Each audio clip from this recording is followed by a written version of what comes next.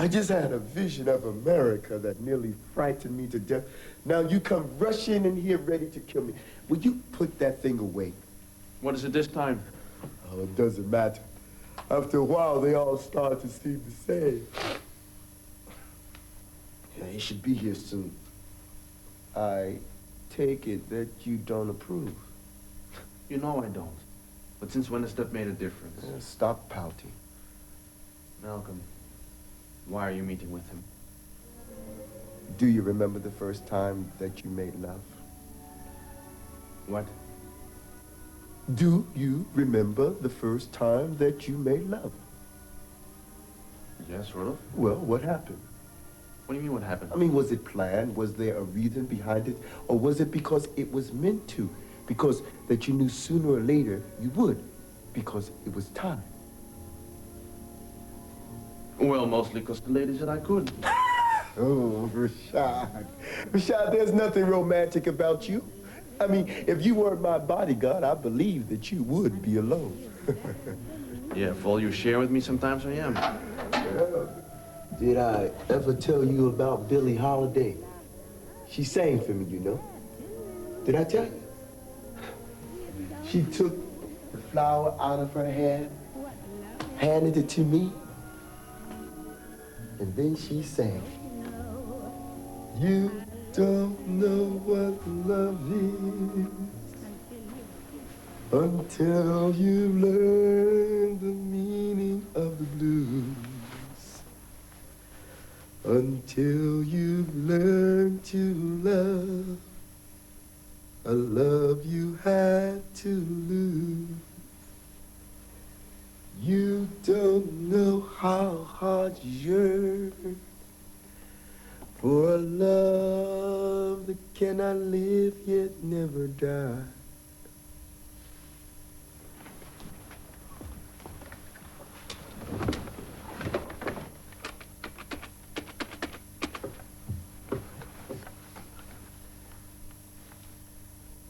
Hi, it's me. Are you okay? And the children? They always could sleep through anything, just like their mama. Betty, I'm sorry for not being there with you tonight. You know that, don't you? Well, next Sunday when I speak at the Audubon, I want you there with me. I want the whole family there. And then after that, we'll spend more time together. Come on. Come on, don't go getting excited, girl. We got enough children already.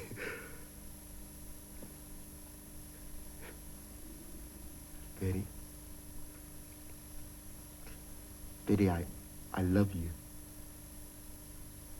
Will you kiss the children for me? And if you've been real good, you can give yourself a big hug. Yeah, but he should be here soon, so I have to go. Yes? Mm-hmm.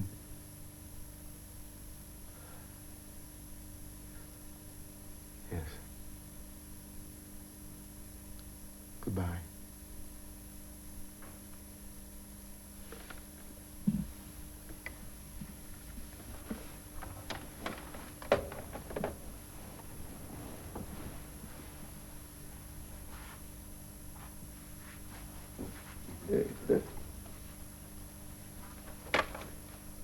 If the FBI is still listening, I'm hungry.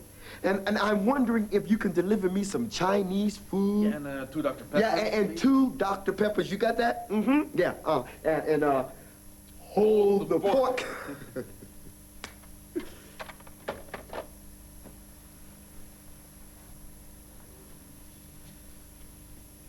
everything all right? The children are asleep. Sister Betty? Our home was bombed this morning, and I'm here. I haven't given her much, have I, Rashad? Well, do you feel that you would ever feel that? No, she could never be that selfish, but I know. I can hear it in her voice, the fear for me mostly, and the family, too. I should be with her tonight. I should be with my children as often as possible. They should remember their daddy. The world will remember their daddy. I won't be remembered, I know that. I can only hope that what I represent will be remembered, that this country will do whatever it can to see that that won't happen. Hey, this country has always done its best to eliminate the colored man, and it ain't happened yet. What can be changed does not need to be eliminated. Tired, Rashad. It seems like I've been a lot of things lately, but whatever else, tired has been in there somewhere. It's getting stuffy in here. Stay away from the window, Malcolm, please. All the forces in this country couldn't protect their own president. Do you think it makes a difference not to be able to breathe the Harlem air? Just give the word, Malcolm, and we can strike back. After the rally, I'll cut down. Anyway, I told Sister Betty that I'll be spending more time with her, and that's the first time she laughed in months. He should be here by now.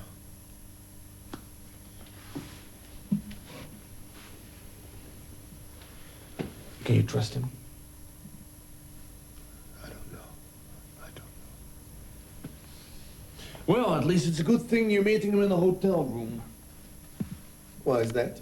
Well, when it gets boring, you can always give him a hotel Bible to read.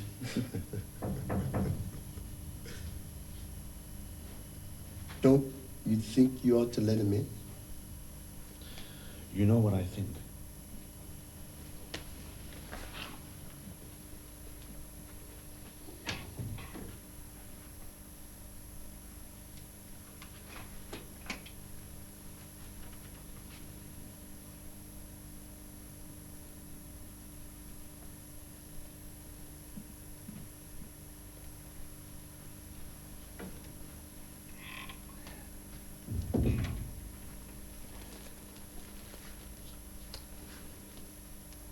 Malcolm. Dr. King. Rashad, I think that you can leave Dr. King and I alone. I need to check, Dr. King. A check.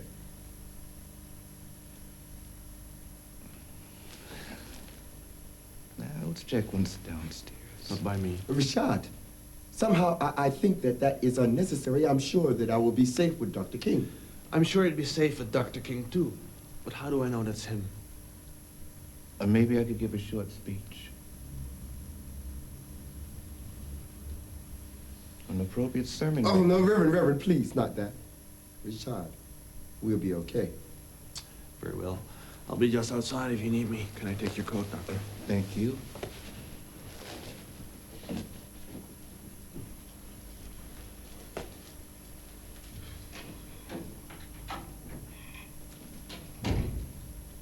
I'm sorry about that. These are troubled times. Yeah, I understand. I suppose the bombing has unsettled everyone. Well, it didn't do much for the price of real estate in my neighborhood. I was thinking of adding another room anyway. Did anyone see you come in here? No. I followed your instructions.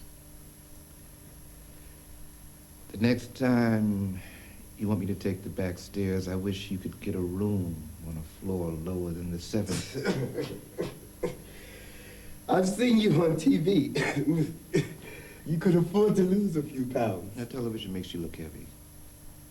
Anyway, the stomach's in the finest sense of Southern tradition in the ministry. Congregations don't warm to thin preachers.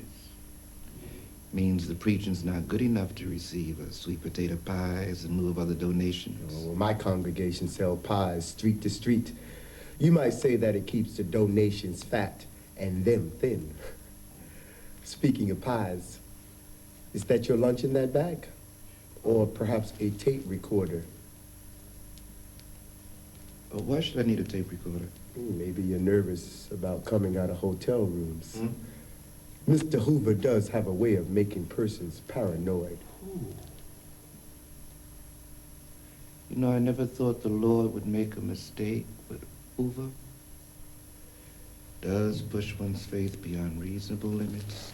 Have a seat, Reverend. Not the chair. I don't want to get too comfortable. Yeah, I forgot. You are used to sit-ins and such things. I find they're generally good for your back. Well, not too good for the head, as I recall. I'm surprised that you still have one after all those non-violent actions you've been involved in. You'd be amazed what one can take when the purpose is clear. Perhaps.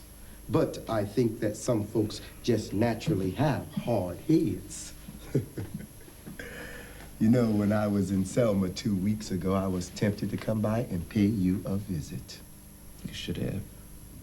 Plenty of room in jail. Well, I try not to visit jails voluntarily.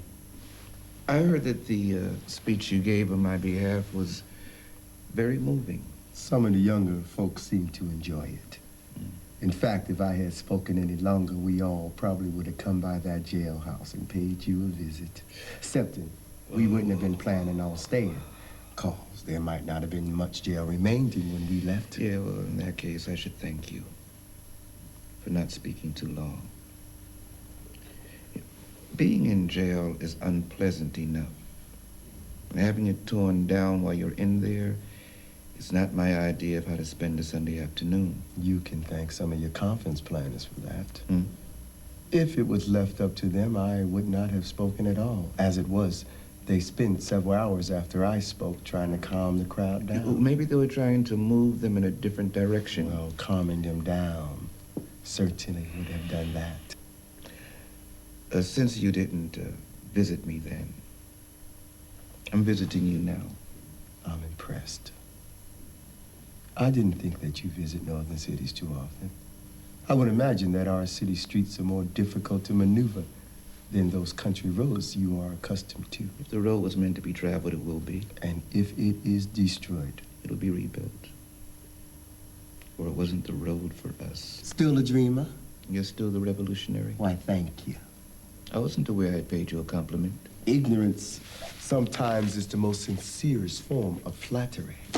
You know, if I didn't know better, I'd think you were trying to insult me. A man who would allow himself to be hit upside the head certainly wouldn't get upset by mere words.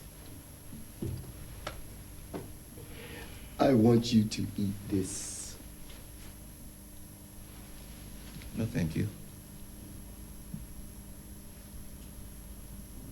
I'm not hungry. I don't care. I want you to eat it anyway. I don't want to. It is good for you. Yeah, that may be, but I still don't want it. Well, what if I make you eat it? How are you going to do that, Malcolm? By force, if necessary. I'd still refuse. You mean to tell me that you would refuse to eat this apple even if I resorted to force? Yes. Even if it was good Yeah, for you? even then. You're right, Martin. You can't force people to do something they don't want to do. No matter how hard you try to make white folks love us, the simple fact is they just won't swallow the truth. Even if it's good for them.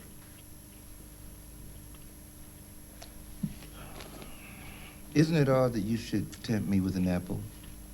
You see the apple as a temptation. I see it as nourishment. Now, don't we see what we want to see, I suppose? Uh-huh. Some of us don't see anything at all, even when it's staring right at us. For example, when you entered the front of the hotel, did you notice a young woman standing outside? She was wearing a short red dress and heavy makeup. Prostitute? How old would you say she is? 30? 17. Yes, 17. But after 3 years on the streets, age has no real significance. Do you know tomorrow morning she won't even remember how many men she slept with tonight? She is a part of a larger congregation, but you wouldn't find them in any of your churches. They would curse your God if they were alive enough to curse. They are dead, Martin, and they exist because they have grown accustomed to it and have not stopped to ask themselves why they shouldn't. I know something about the living dead. Women walking the streets and they're pimps. You see, Martin, when you are around the same people every day, you don't notice a change right away. Then all of a sudden, you become aware. Someone is too fat or too old or without hope. The purpose of all this, Martin, is to show you the hopeless and to let you know that the number is growing every day. Do you have a solution? Unity. I've never been against that. Your idea of unity is sitting around a campfire while the crosses burn, singing, "We shall overcome." If you were really about unity, you would be singing, "We shall come over." Every time there is an injustice, we shall come over. Every time there is a black woman being frightened by a white face behind a white hood, we shall come over. Every time and any time there is a need to stop white people from persecuting black people, we shall come over, and we will stay over until black people feel safe again. Violence, revenge, is that your idea of unity? No. I care about survival and the quality of that survival. No, I don't seek violence. I seek to stop it. Well, violence and never... I will do so in whatever way I can, because I see that as my duty. Violence never stops violence, Malcolm. And marches do? Martin, what did all that sitting around a campfire singing songs bring, huh? A piece of legislation? Yes. Did that legislation help those civil rights workers killed there in the South? Or those little babies that were bombed in their own church? You got nothing, Martin. Nothing but some more empty promises and a piece of paper that betrayed another lie in a long list of lies. The American lie, the grand white lie.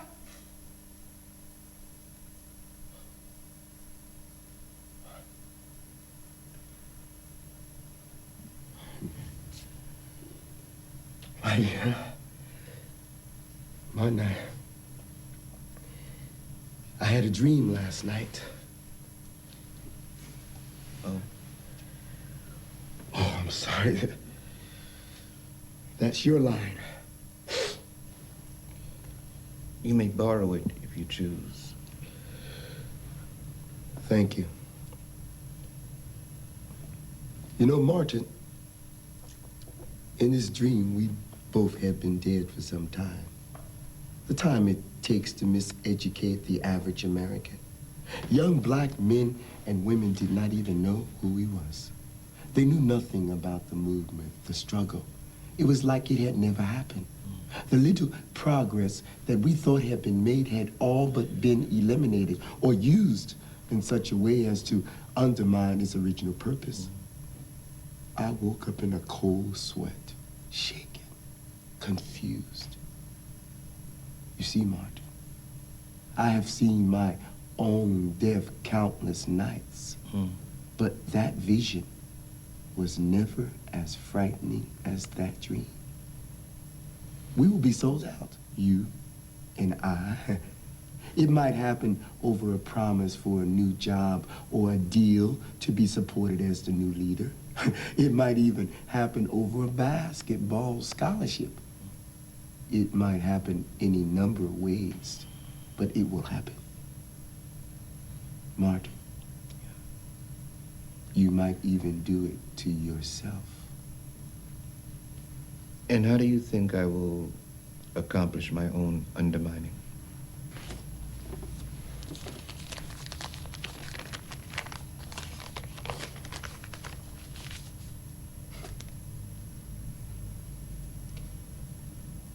We will match your capacity to inflict suffering with our capacity to endure it.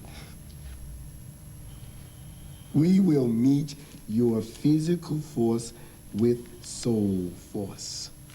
Do to us what you will, threaten our children, and we will still love you. Bomb our homes, and in the midnight hour, come by our homes, take us out on some desert-lit highway, and we will still love you. Tell us that we are not worthy of integration, that we are too immoral, that we are too low, that we are too degraded, and we will still love you? Bomb our homes, and in the early morning, come by our churches and bomb them too, if you please, and we will still love you. We will wear you down with our capacity to suffer. Did you really say that, Martin? No, I said it. And what's more, you know the context. The context. The context have to be insanity. Is love insane? We are not talking about love here, Martin. Maybe you need to read it again. I try not to inflict suffering on myself more than once. I guess my capacity to endure that is not as great as yours. There are no cameras here, Malcolm. You have an audience of one, and I am not cheering, so stop. With your sarcasm and your flippant remarks. I don't want any cameras, and I do not need any audience. And I didn't come here to debate you so you can stop the contest. The contest is more important than the debate, Doctor. Why is it that every time you say the words doctor or reverend, I get the distinct impression I should feel insulted?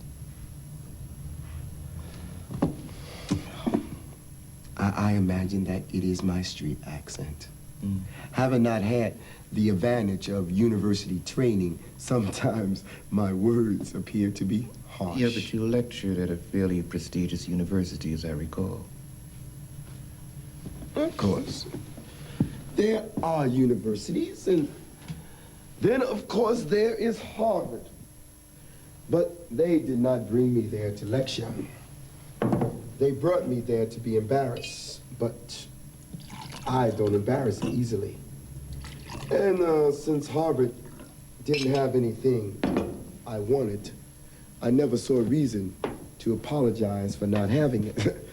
But of course, there was an ample number of Negroes there, all ready with an abundance of apologies for such occasions. You see me as one of those Negroes? No. But I see you as being used by white folks, whether you intend to be or not. Seems the very mention of your name is likely to cause a great deal of attention. Yeah, well, you won the award, Martin. White people gave you that award, Martin. Doesn't it bother you just a little bit that the people who are giving out most of the awards are doing all of the oppressing? You must have impressed them most when you said if blood have to spill in the streets, let it be ours. Hell, every cracker in the South would have chipped in to buy you an award for that one. The award was for peace, Malcolm. No, Doctor. The award was for getting beaten and not fighting back.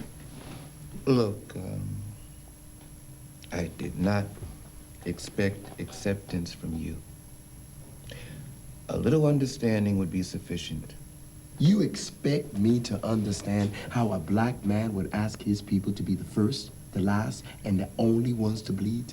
To let their precious blood be spilled into the pavements of these cities, sink into the soil of this nation, a nation that we helped to build? You expect me to understand that? Did it ever occur to you that perhaps you are more responsible for the blood of our people flowing than I? That your speeches are unwittingly causing violence? No. Not once, not ever.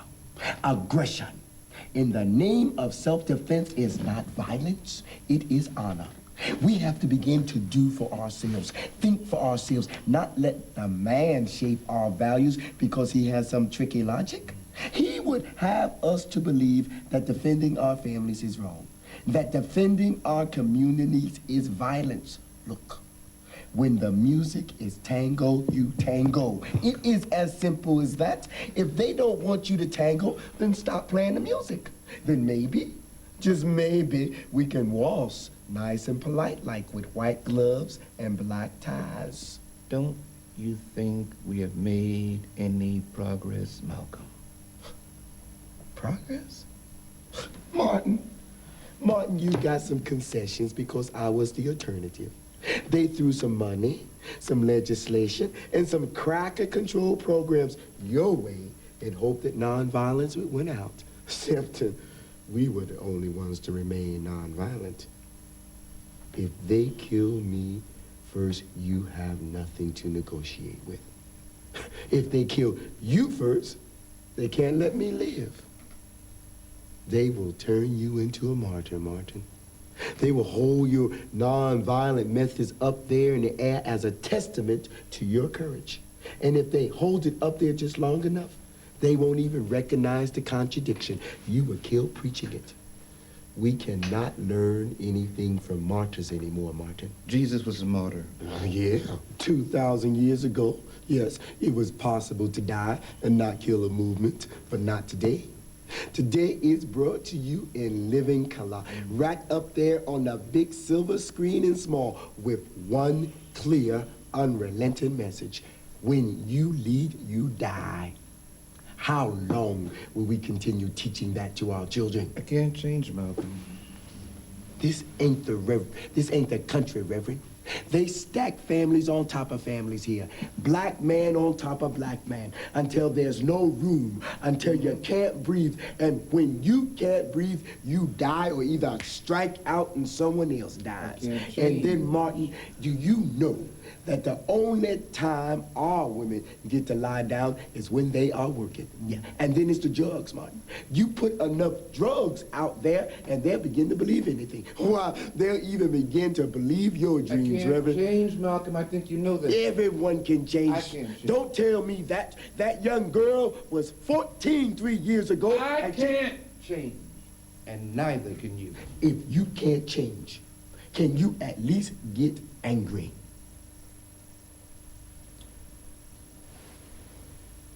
First time I ever led a march, I was surrounded by all kinds of people. All of a sudden, a bottle was thrown from the middle of a crowd of white. The bottle struck this young child, cut the whole left side of her face.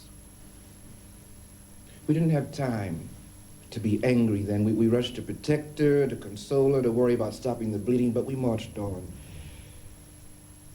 Then, a few moments later, this huge white man yells, "Go home, you little nigger bastard." He was screaming at a young boy, couldn't have been more than 7 or 8 years old. I saw the look on that child's face. He was scared and hurt, but maybe most of all ashamed. You see, he thought he must have done something terribly wrong to have all that hate directed towards him. Yeah, Malcolm, I can get angry. But with all the history that makes me a black man, I can get angry, but it's a different kind of anger. It's an anger that lets you know you can't stop loving. You can't stop believing. It's an anger that makes you want to prove hate wrong. Prove hate wrong. I'm just trying to prove that it's less powerful. We both deal with power, Malcolm. We just do it differently. Doctor, you see our children bleeding and in tears, and you seek to comfort them. Mm-hmm. I see a man with a rock in his hand, and I seek to stop him before he throws it. And if I cannot stop him before he throws it, I'll see that he never throws another And one. what will that accomplish, Malcolm? Huh? I mean, if you stop that one, there'll just be another and another and another. Doctor, it does not matter how good of a football player you are, but when the game is baseball, you better grab yourself a bat. And if you have a problem swinging it, you ought not be in the game. Well, you can't tame the lion and leave the jungle unchanged. Martin, yes. Yes, I saw some things outside of this country perhaps my heart wouldn't or couldn't allow me to see before. I saw whites, when they spoke about color, made it seem incidental, as in describing a suit or a sunset. But not here. Not here. Here, when the man talks about color, you know what he means. He means that he is on top and you are not. And he's not going to let that change. It is a simple question of power and privilege, and the ones in power decide the privilege. We are not the ones in power, Martin, and we won't be until we gain control of our own lives, our own thinking. You want to free blacks. I want to free America.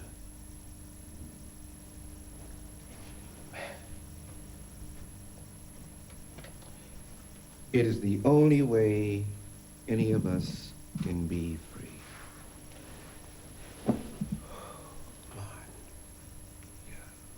Martin, can't you see what's happening to us?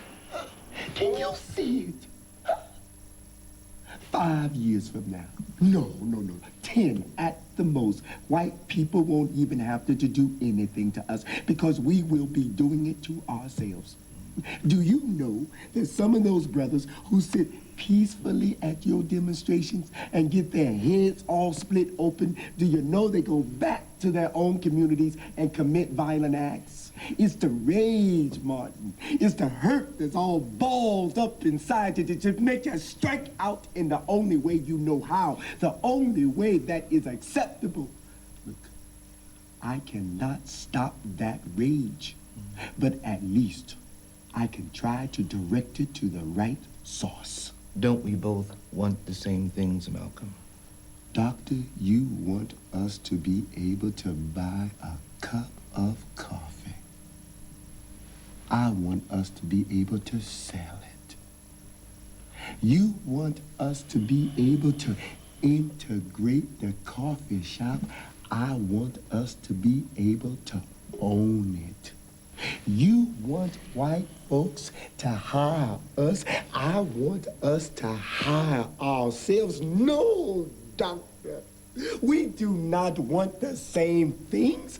I'm afraid that your quest for integration just might be the white man's solution to control, and that our only hope is that they hate us so much they won't even recognize the power they have if they let us in. And those of us who disagree with your definition of power and control, I suppose we are to be called Uncle Toms. No. I only call the older ones Uncle. And I don't call them Toms anymore. I call them Ralphs and Roys and Uncle Whitneys. They don't deserve that from you, Malcolm. Did I ridicule you, Reverend? Do you think I should have been flattered at the term Reverend Dr. Chicken Leg? So, there is an ego to be abused, huh? Well, let me see. I think it was Dr. Reverend Chicken Wing, to be more precise. Would you had found it more flattering if I had referred to you as the Lord? Well, why did you invite me here today, Malcolm? Well, actually, I'm surprised that you accepted my invitation. Yeah, well, I came here to offer my protection. What? When I heard about this morning, I thought you needed to know that there are You offer me protection. Now, how are you going to do that, sir? Tell me, how are you going to do that? Are you going to hold some mass sit-in and sit down, hoping and praying that some heavy wind comes along and diffuse the bonfire? Or is your nonviolent method so powerful that it just might frighten the Molotov cocktail? No, Molotov cocktails are a part of your movement, Malcolm, not mine. Oh, yes, doctor. My movement is flexible. It considers all options. It rules out nothing. Its goal is freedom, total, complete, absolute. We don't ask, we take, because we are willing to pay the price for freedom. Because those who are not willing to pay the price really don't want it. Don't set yourself up as the authority on freedom, Malcolm. Oh, Reverend, I would not dream of it.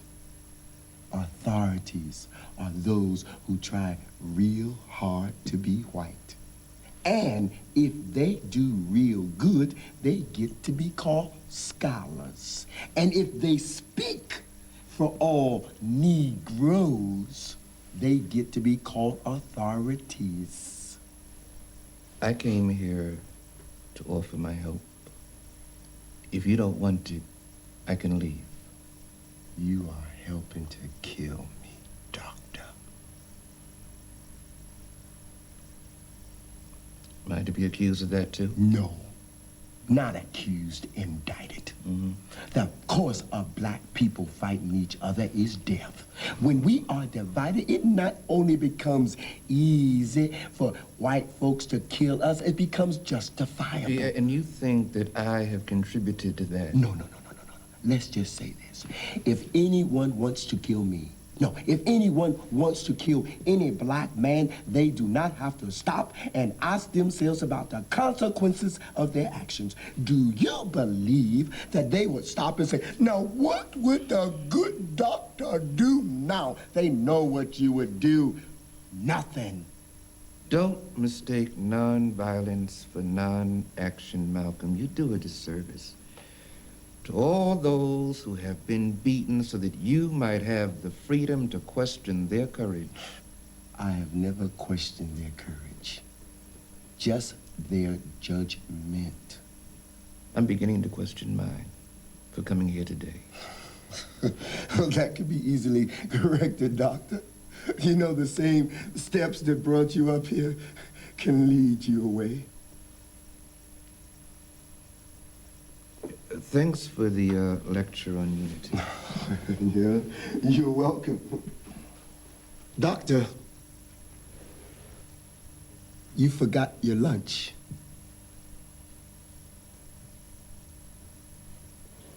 It's not mine, it's a gift.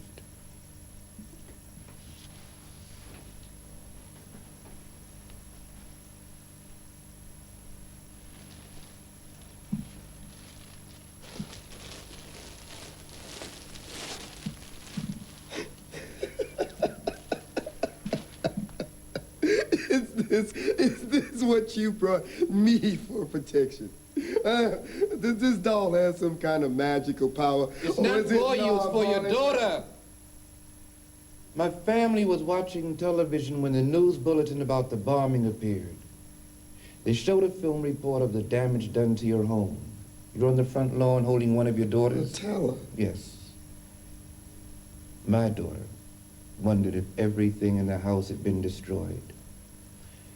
When she learned that I was going to see you tonight, she thought Atala could use a friend. That's her favorite doll. If it has any magical powers, I suppose that's it. What is her name?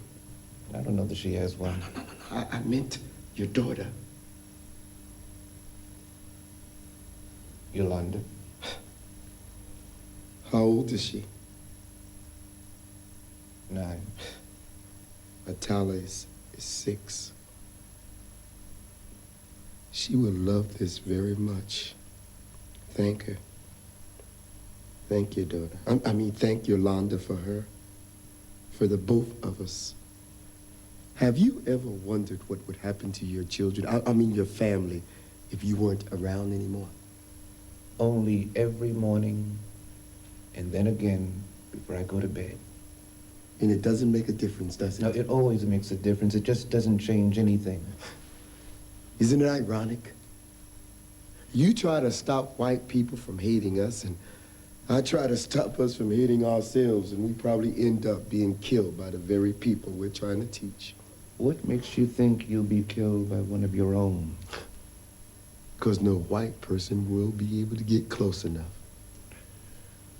I can only hope that it would be by someone I don't know. I hate to be that wrong about a friend. Yeah, could we have been friends, Malcolm? Perhaps. In time. If we only had time.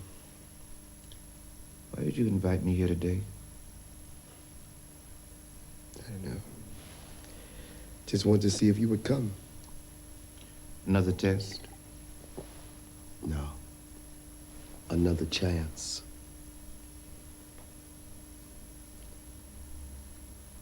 Did you really come here to offer me protection? Perhaps I should have said comfort. Or the kind of comfort one man can give to another. Do you think that we will be remembered as men and only as men? No. And we can't afford to let them know that's all we are. At least not for a while. I wonder. I wonder what it would have been like if we had been born in another time when race didn't matter and injustice was just another word in the history lesson. I imagine we would have been quite dull. We've grown to live to be quite old. Well, the dull have a way of outliving the rest of us.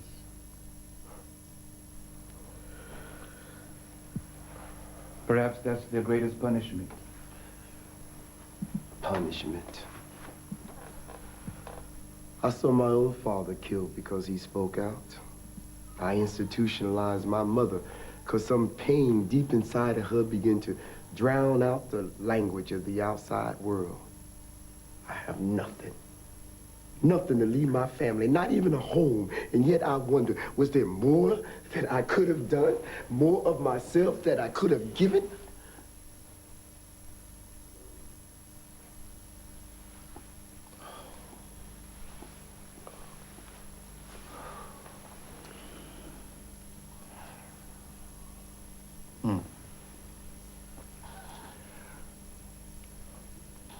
When I was a child,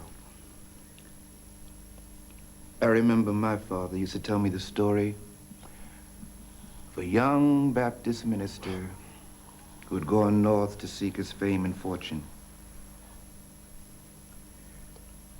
And when he had become quite successful, the pastor of his former church extended an invitation for him to return home and speak before his old congregation.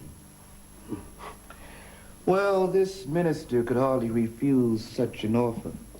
In fact, he was rather proud of the thought of returning home and showing the folk just how successful he was.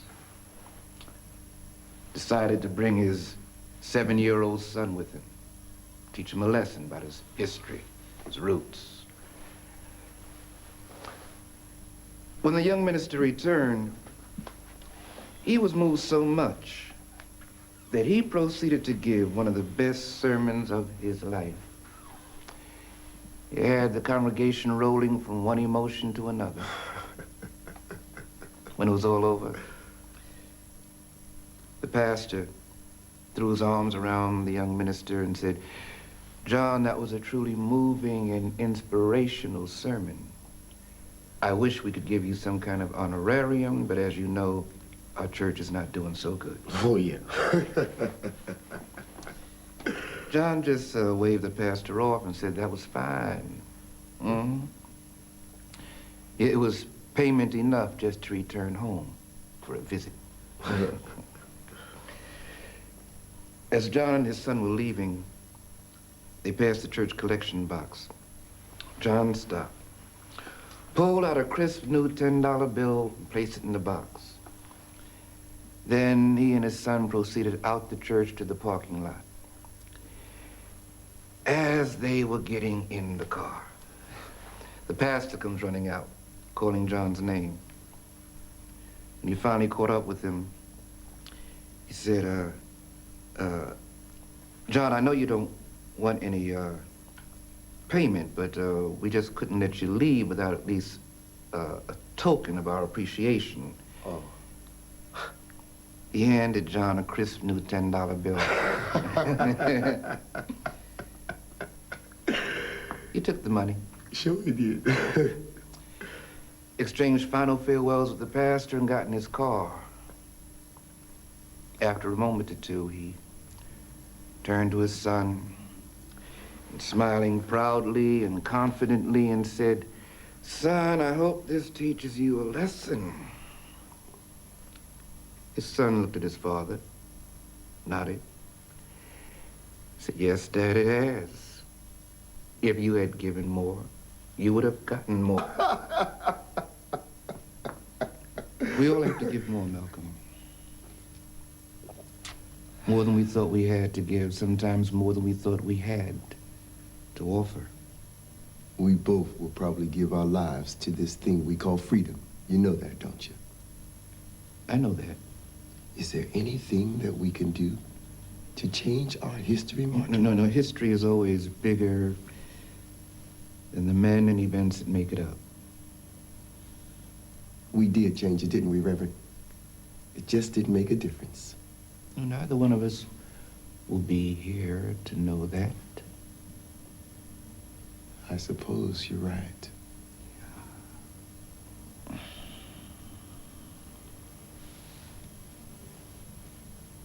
Do you respect me, Martin? I will always be against violence, Malcolm, no matter what. Martin, I asked you, do you respect me? And you speak to me about violence. You don't have to ask me that, Malcolm. Just walk out there in those streets. The eyes of the dead come alive in your presence. They believe in you. And because they believe in you, they're beginning to believe in themselves. Hey, you would have made one hell of a Baptist preacher. That would have made my father, please. I suppose that we will not be seeing much more of each other. No, I suppose not. Well, it's getting rather late. I Yes, should it is. get you back to where you need to go. Look, Rashad will take you downstairs, and there I have a driver waiting to take you anywhere. I appreciate that. You know, we could have made quite a team. No, we have made quite a team. Most folks just don't realize it. Well, may they stay ignorant for a little while longer. Amen to that. All praise to Allah.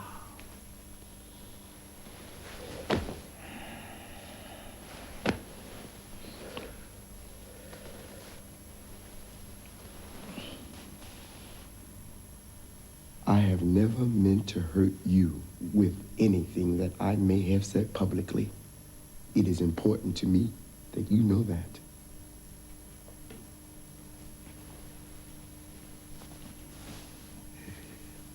It's important that you said it.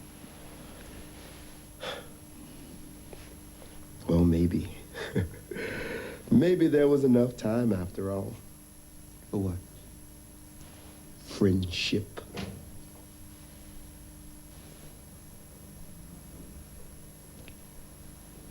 Take care of yourself, Malcolm. Goodbye, Martin.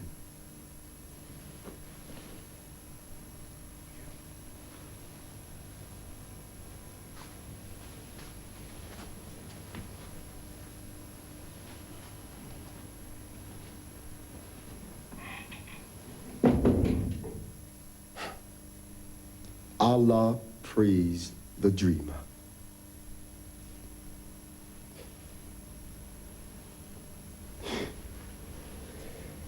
And a child will lead them. You don't know what love is until you learn. Let's go home.